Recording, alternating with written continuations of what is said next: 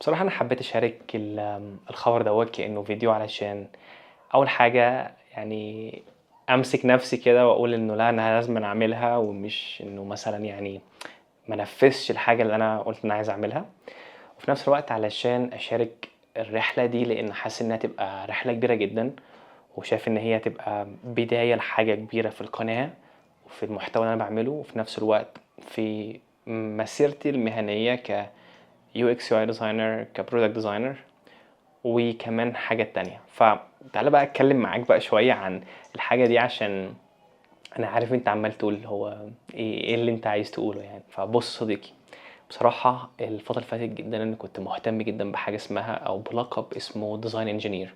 مش مهتم أوي باللقب نفسه، لكن مهتم أوي باللي يقدر يعمله.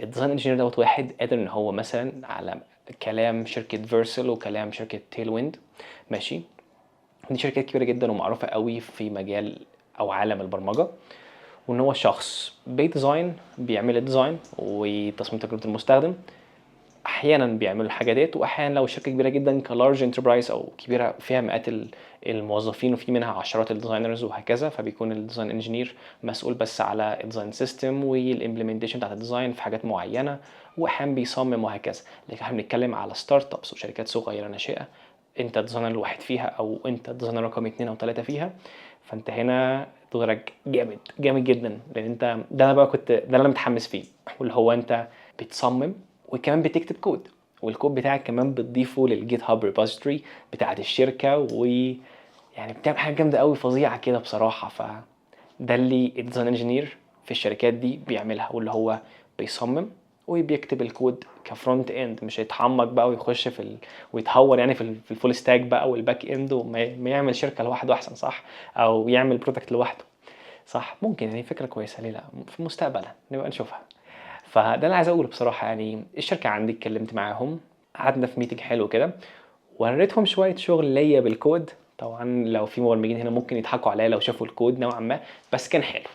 أتكلم معاك بصراحة كان حلو، يمكن ما عرفش يضبط أوي الflex box بس عرف يضبطه حبتين يعني، ناقصني بس حاجات بسيطة.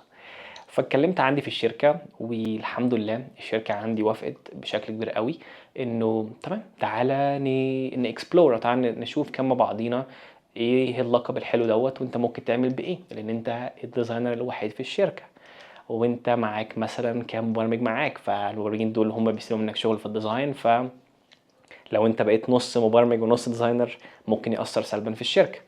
طبعًا هُم معاهم حق في دي، بس برضه في حاجات تانية ذكرتها بشكل كبير، وإن إحنا الشركة عندنا في حاجة مهمة أوي بنقع فيها شوية واللي هو الanimation وبعض الحاجات التانية عشان الtechnologies اللي بنستخدمها وعشان الfocus بتاعنا بنركّز فيه أوي في الback end، وفي نفس الوقت في stack معيّن، وإحنا مش بنستخدم أوي يعتبر الanimation بتاع الCSS عشان ما حدش فاضي يعتبر. وأنا واجهت بعض التحديات وحاجات معيّنة جوّه Figma علشان أقدر إن أنا أطلّع animation جامد من غير ما أستخدم integrations أو plugins زي مثلًا Lottify أو أستخدم الafter effect. ولمّا حاولت أطلّعها حتى المبرمج كانت نوعًا ما صعب أوي إن هو يفهمها. فقُلت ليه يعني ده كان وقتها نوعًا ما خلّاني إن أنا أفكّر إن أنا فعليًا أتعلّم أكتب الكود بنفسي، أتعلّم على الأقل الHTML والCSS واستخدم الclass بتاع الTailwind وبس، مش عايز أتعلّم الJavaScript ولا حاجة، لإن إحنا مش بنستخدم JavaScript بنسبة كبيرة جدًا عندنا، بنستخدم حاجات تانية غيرها.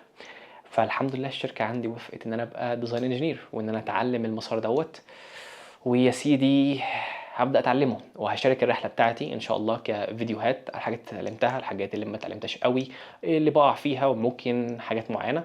فلو أنت مبرمج front end كده أتمنى إنك تسيب نصايحك أو حاجة معيّنة في التعليقات، لإن طبعًا هيفيد designer زيي يخش العالم بتاعك ويفهمه، وكمان يقدر إنه ممكن يطلّع حاجة تساعدك. يعني يمكن في يوم من الأيام نشتغل مع بعضينا، فساعتها وأنا فاهم اللغة بتاعتك أقدر إن أنا أساعدك شوية.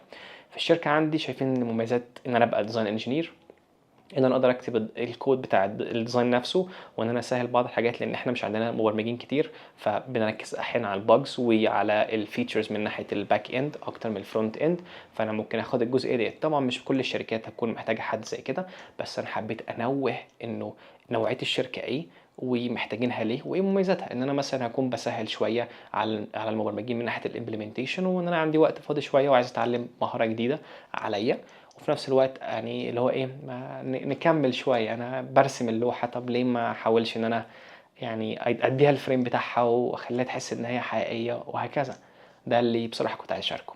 فبس ان شاء الله اشارك الرحله كلها كل شويه كده على اليوتيوب، وكمان عندي على الفيسبوك مثلا حاليا، وبس كده ان شاء الله. لو انت لسه ما اشتركتش في القناه على اليوتيوب او حتى على الفيسبوك او على التيك توك، اتمنى انك تشترك على السوشيال ميديا عشان تلاقي ان انا بنشر حاجات كتير جدا مفيده، وانا متاكد انها هتفيدك. ماشي، مع السلامه.